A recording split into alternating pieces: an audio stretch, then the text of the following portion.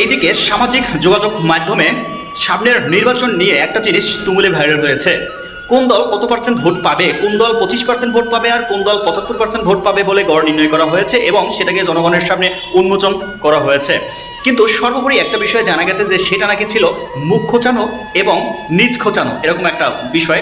তো সবচেয়ে বড় পরিসর হচ্ছে সেই যৌক্তিকতা, সেই গড় নির্ণয়টা যৌক্তিগতভাবে সঠিক ছিল না।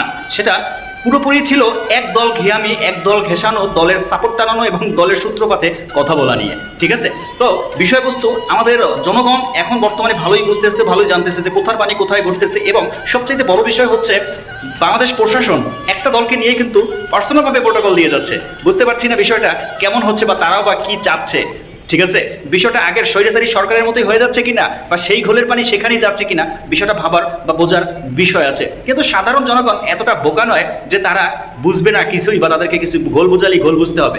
একটা কথা কি, দুর্নীতি করলে কারো ঠাঁই হবে না, সেটা বিএনপি আর কি বা জামাত বা কি আওয়ামী লীগ বা জাতীয় পার্টি, যে কেউ হোক না কেন, দুর্নীতি করলে কারো ঠাঁই হবে না। ক্ষমতা কারো চিরস্থায়ী নয়।